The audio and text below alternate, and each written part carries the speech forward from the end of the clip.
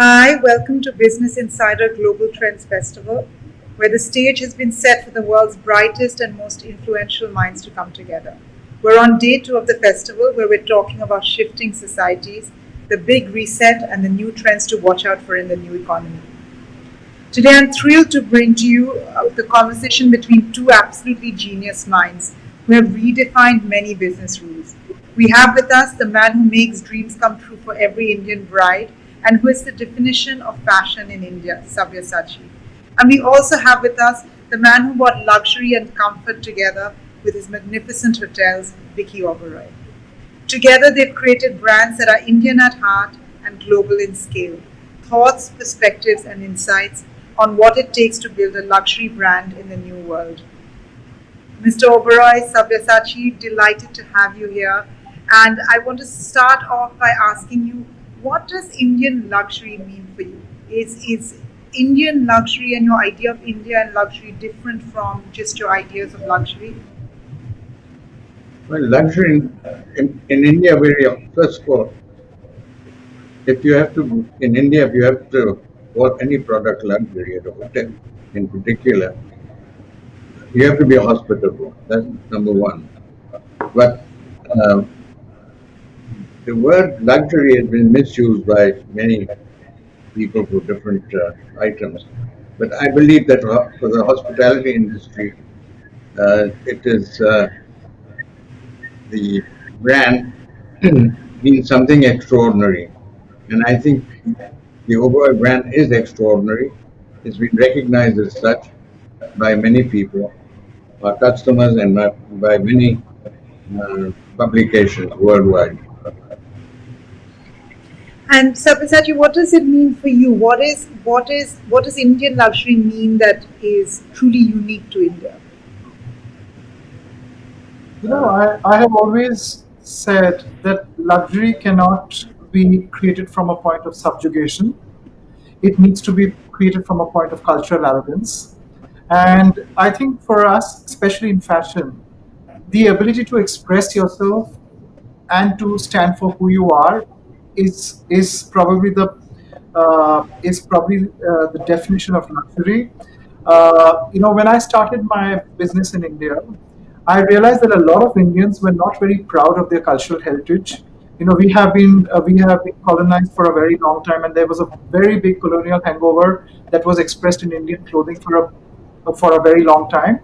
But if I can if I can say that luxury is about self-expression and comfort, and it's finally about coming home to who you really are. For me, in fashion, luxury is about your cultural identity, and through cultural identity in India is best expressed through exquisite craftsmanship. And I would like to say it's craftsmanship and cultural identity that actually makes Indian luxury, at least in the realm of fashion. What is your secret sauce, Mr. Oberoi? Why haven't other hoteliers got it right? There are not too many, but most luxury hotels should be uh, not more than 100 rooms. I think that once the hotel is too big, it doesn't qualify for real luxury. You know what? Mr. Oberoi is not going to beat his own drum. So, Sabyasachi, I'm hoping you will. One of the reason I say that India doesn't have too many luxury brands because everybody gets too corporatized. And then when you are working as a corporate, you're just doing a job. But when you own a business, it's your little child that you want to make better and better every day. And to everybody that I say who wants to build a luxury brand, I say that every day is a new battle.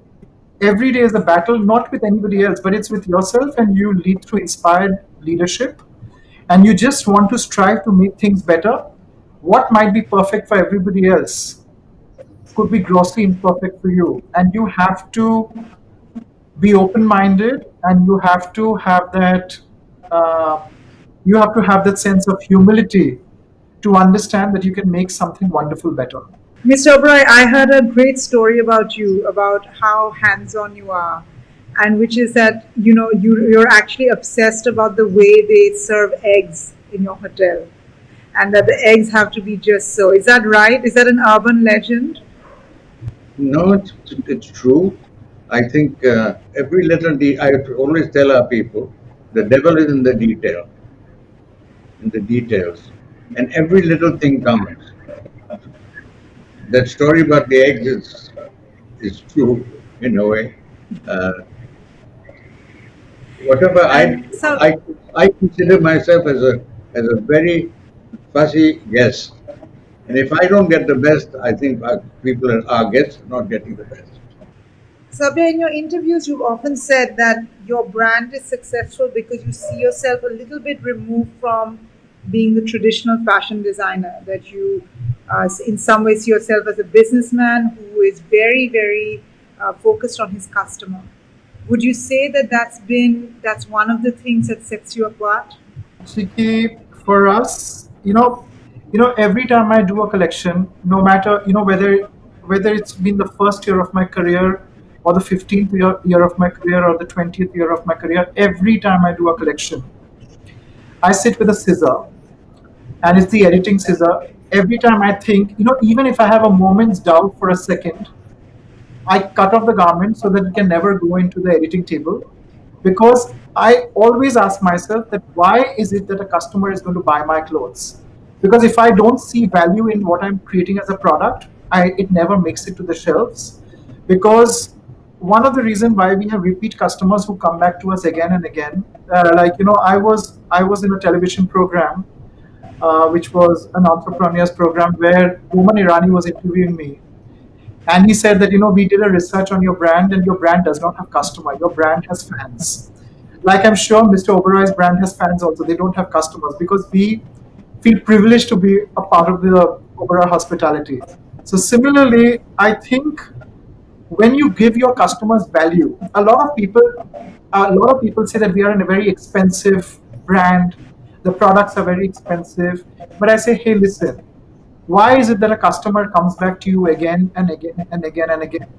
Because expense and value are completely two different parameters. And I am as a businessman or even as a customer, when I buy something, I don't look at the price. I look at the value that the product gives me, and I want my customer to feel the same way. I want to give them the best thing irrespective of the price, and I want them to feel that they've not been cheated and they've got value, and which is the reason why the brand is so successful. Do you think that one of the reasons you've been able to create this extraordinary hotel brand is because of those early years of living it well and living in beautiful hotels and getting a strong sense of what high quality luxury hospitality is about? Uh, I was very fortunate. My father encouraged me to travel. He said, travel the world, see everything, stay in the best hotels, and then come back and we'll talk.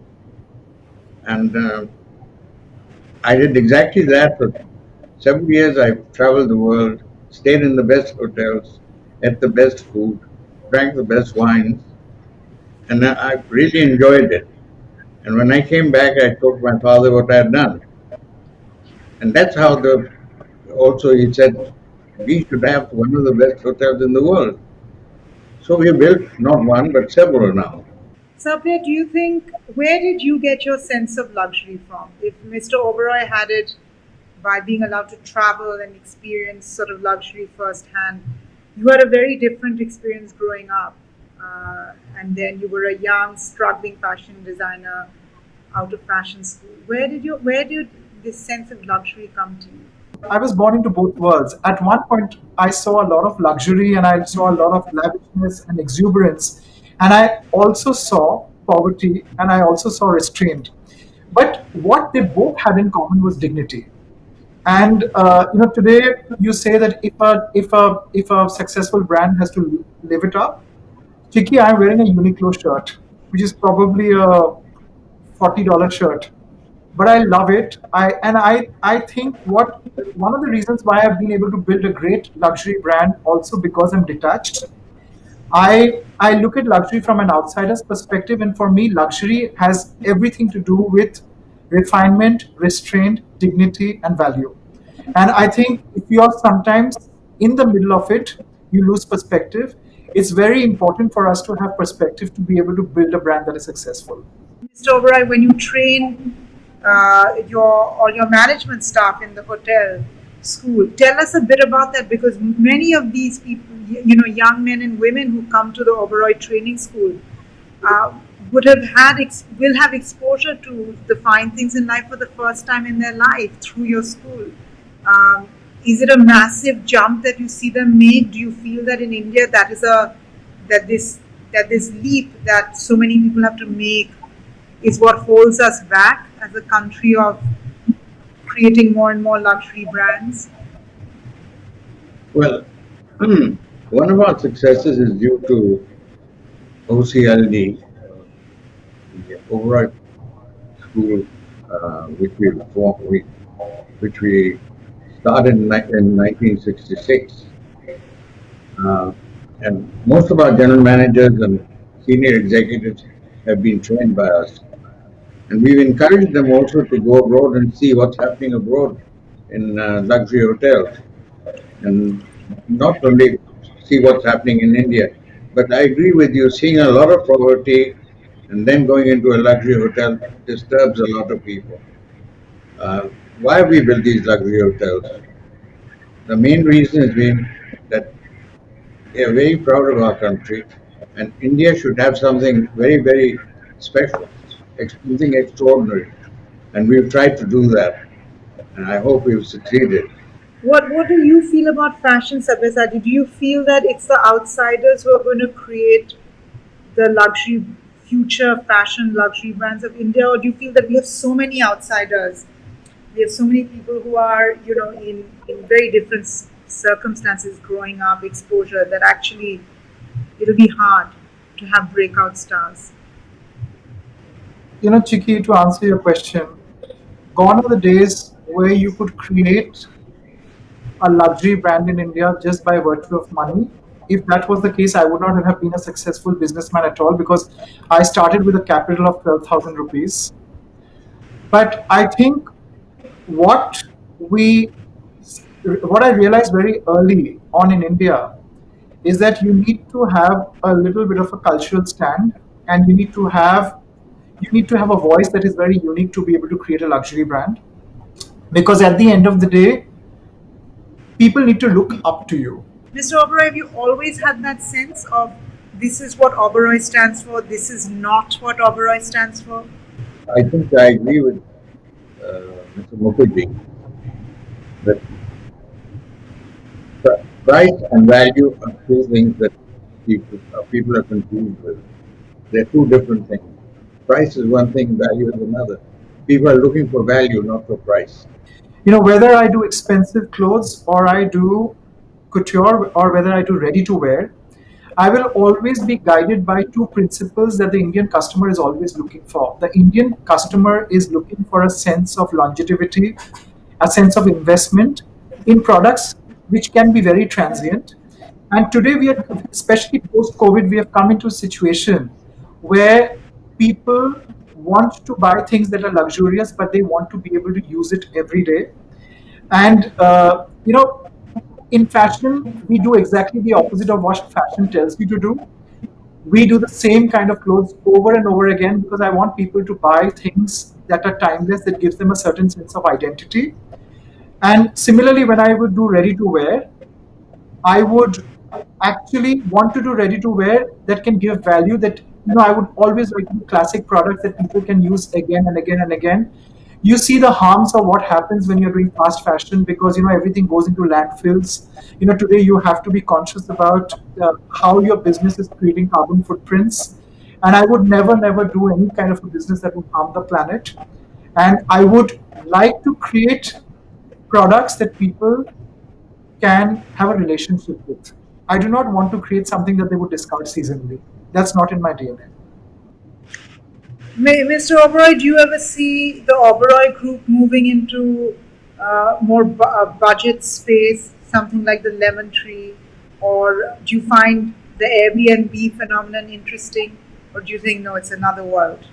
It's not for us. I think our culture is different. We will never be able to do that. We are not trained for that. And I think It's a cultural difference, uh, and something that I would not like to do, and I don't understand that sort of business. What do you think India's opportunity is in the world of I global think there are many luxury? opportunities for India to have luxury brands. It's unfortunate that we don't have too many luxury brands. I think time is coming when people are, the Indians have to strive to build luxury brands. And you can't build a brand that is only for India. You have to build a brand that is recognized around the world to be a truly luxury brand. Mr. Oberoi, as you've been sitting at home through the lockdown, tell me how you've been feeling about what will happen to the world after COVID. What do you think will happen to your industry, which has taken such a blow this year? Do you think that things will reopen? Do you think things will be different post COVID? Post COVID, I think the industry has to change. Firstly, people will work more from home than from offices. And I think that's going to, people are not going to travel. Uh, Technology today, we, we are talking to each other, uh, and business will be done this way. A lot of this business will be done this way, and hotels will have to change how they market themselves to the customer. I think that post COVID, whether it's hospitality, whether it's fashion, whether it's music, whether it's architecture, whether it's food, we need to celebrate exuberance a lot more because people will understand that the world is very finite, that our time in this world is very finite. And when that happens, this is what happened with Christian Dior post World War when the new look came and exuberance started. People will want to celebrate again, but they will want to be very cautious about how they celebrate, where they put their money.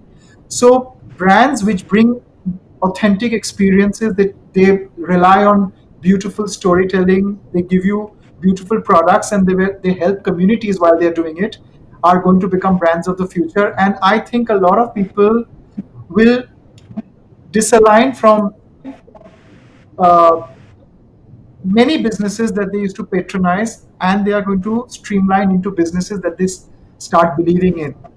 And and personally, I think when I think of the Oberois, I think they're perfectly positioned because people will just want a little bit of the best. I think Sabyasachi is absolutely right. I think that is the way we are all seeing the future. Thank you so much, both of you, for being part of this conversation. This was illuminating and inspiring. Thank you, Mr. Oberoi. Thank you, Sabya. Thank you. Thank you. Thank you. Thank you very much. Thank you.